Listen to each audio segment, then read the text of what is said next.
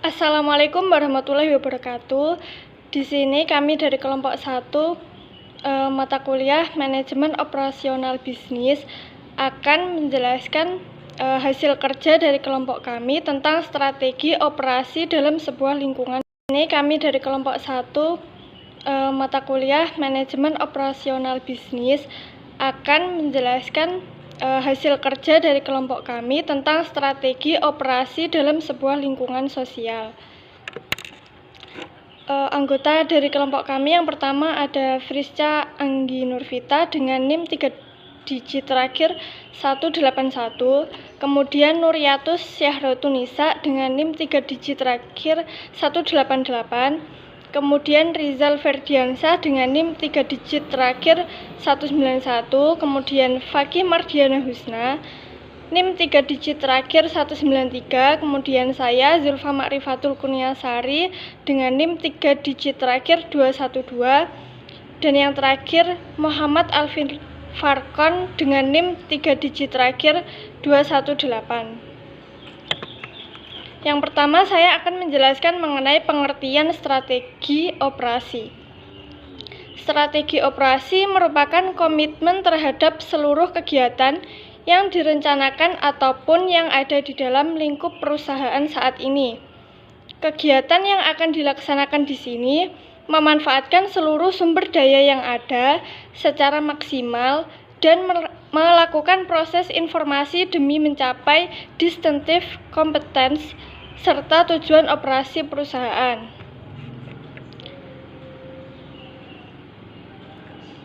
Pengertian secara umum tersebut menunjukkan jika strategi operasi sangat dibutuhkan dalam perusahaan jauh sebelum melakukan proses operasional.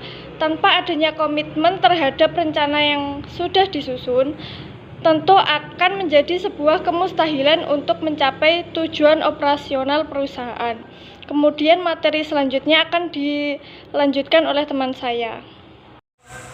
Pengertian menurut para ahli.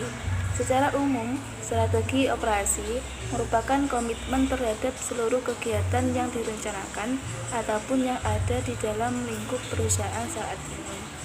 Selain secara umum, beberapa ahli juga memaparkan pengertian strategi operasi dalam pengembangan bisnis. Yang pertama, menurut Anderson, strategi operasi merupakan visi jangka panjang yang terdiri atas misi, tujuan, kebijakan, dan distinctive competence suatu perusahaan. Kemudian yang kedua, menurut Hill, strategi merupakan suatu cara yang menekankan hal-hal yang berkaitan dengan kegiatan manufaktur dan pemasaran.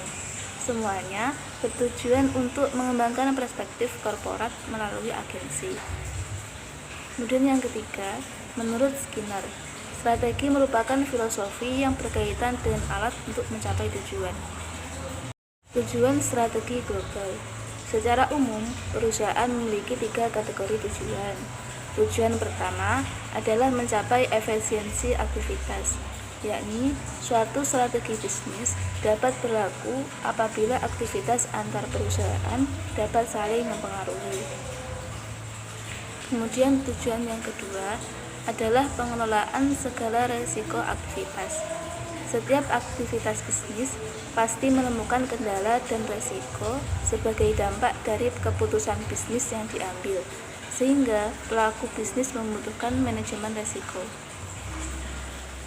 Berikutnya, tujuan ketiga berkaitan dengan kapabilitas berinovasi dan beradaptasi dengan berbagai dinamika bisnis global. Ketiga tujuan tersebut saling melengkapi satu sama lain, akan tetapi metode pelaksanaannya dapat berbeda-beda tergantung keuntungan kompetitif apa yang digunakan dalam berbisnis. Di sini saya akan melanjutkan penjelasan dari teman saya mengenai pandangan global melalui operasi. Ada 6 alasan operasi bisnis domestik memutuskan untuk berkembang menjadi internasional. Yang pertama, mengurangi biaya. Banyak perusahaan internasional mencari keunggulan dan kesempatan yang nyata untuk menurunkan biaya. Yang kedua, memperbaiki rantai pasokan.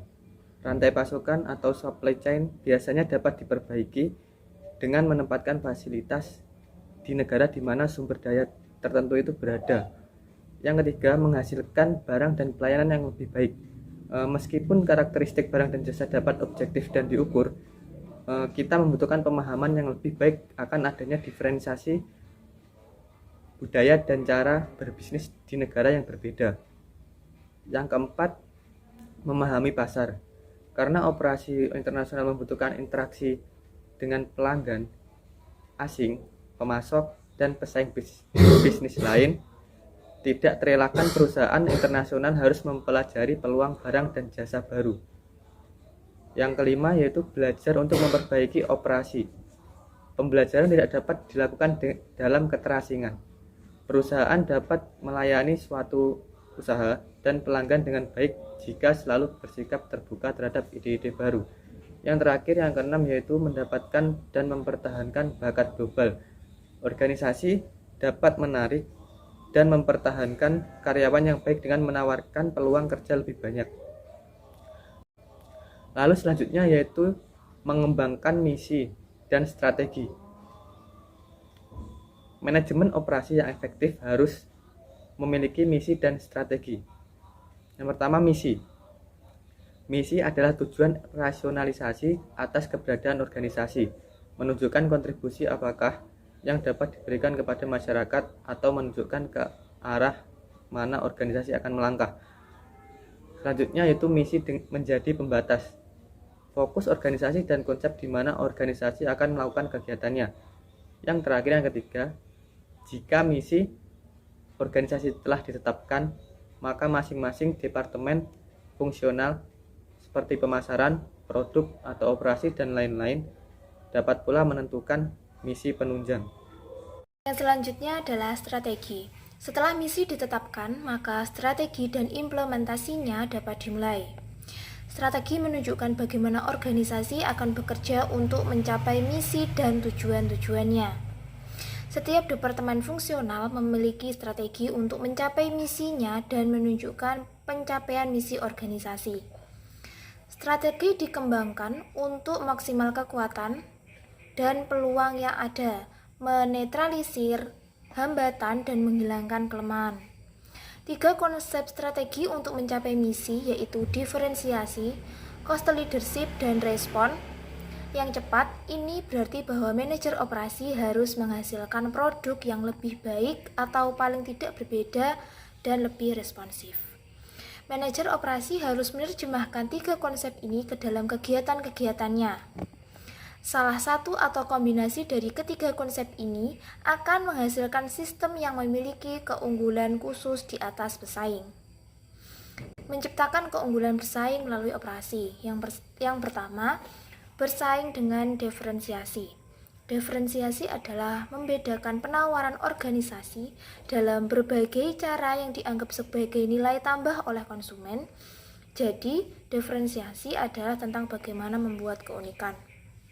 Yang kedua, bersaing dengan biaya atau low cost leadership akan menghasilkan pencapaian nilai maksimum konsumen. Dan yang ketiga adalah bersaing dengan respon. Ada respon fleksibel, respon handal, dan respon kecepatan. Keputusan dalam manajemen operasi. Diferensiasi, biaya rendah, dan respon dapat dicapai jika manajer operasi dapat membuat keputusan-keputusan yang efektif dalam 10 bidang manajemen operasi. Berikut ini ke-10 keputusan manajemen operasi tersebut. Yang pertama yaitu kualitas. Harapan kualitas konsumen harus ditemukan dan kebijakan serta prosedur harus ditetapkan untuk mengidentifikasi dan mencapai kualitas tersebut. Yang kedua yaitu desain barang dan jasa. Perancangan barang dan jasa akan menentukan proses transformasi. Keputusan biaya, kualitas, dan tenaga kerja berhubungan erat dengan keputusan desain. Yang ketiga yaitu desain proses dan kapasitas. Pilihan proses tersedia untuk produk, jasa, dan barang. Keputusan proses berkaitan dengan teknologi, kualitas, tenaga kerja yang digunakan, dan perawatan. Yang keempat yaitu pemilihan lokasi. Yang kelima, desain tata letak. Yang keenam, perancangan kerja dan SDM. Manusia adalah bagian integral dan termahal dari keseluruhan sistem, sehingga kualitas kerja, bakat, dan keterampilan yang diperlukan serta biayanya harus ditentukan. Yang ketujuh yaitu manajemen rantai suplai. Keputusan ini tentang material apa yang akan digunakan dan yang akan dibeli. Juga tentang kualitas, pengiriman, dan inovasi pada harga yang memuaskan. Yang ke-8 yaitu persediaan. Keputusan persediaan dapat dioptimalkan jika kepuasan konsumen, supplier, skedul produksi, dan perencanaan tenaga kerjanya dipertimbangkan. Yang ke-9 yaitu penjadwalan. Skedul produksi yang visible dan efisien harus disusun dan kebutuhan tenaga kerja serta fasilitas harus ditentukan dan juga dikontrol. Yang terakhir yaitu perawatan. Selanjutnya yaitu pengembangan dan implementasi strategi. Saat perusahaan memahami permasalahan yang ada dalam pengembangan strategi yang efektif, mereka akan mengevaluasi kekuatan dan kelemahan internal mereka, juga peluang dan ancaman yang akan ada di lingkungan mereka. Strategi tersebut dikenal sebagai analisis SWOT. Permasalahan yang biasa timbul dalam strategi operasi antara lain yaitu yang pertama, mengidentifikasi faktor penentu keberhasilan atau CSF. Yang kedua, membangun dan mengisi organisasi. Dan yang terakhir, memadukan manajemen operasi dengan aktivitas lain.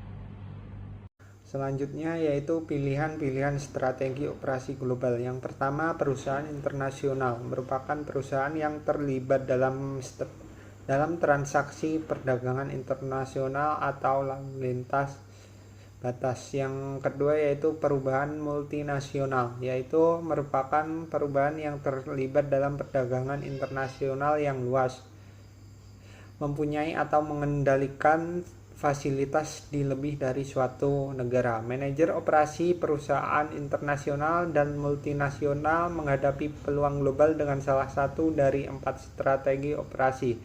Yang pertama yaitu strategi internasional, yaitu strategi yang paling tidak menguntungkan karena tingkat respon lokalnya rendah dan penganggaran biayanya sedikit. Yang kedua ada strategi multi domestik, yaitu membagikan kewenangannya atau desentralisasinya dengan memberikan otonomi yang cukup berarti pada setiap bisnis. Yang ketiga strategi global, memiliki tingkat sentralisasi yang tinggi di mana kantor pusat mengordinasikan organisasi untuk mengupayakan standarisasi dan pembelajaran antar pabrik sehingga dapat menghasilkan skala ekonomis.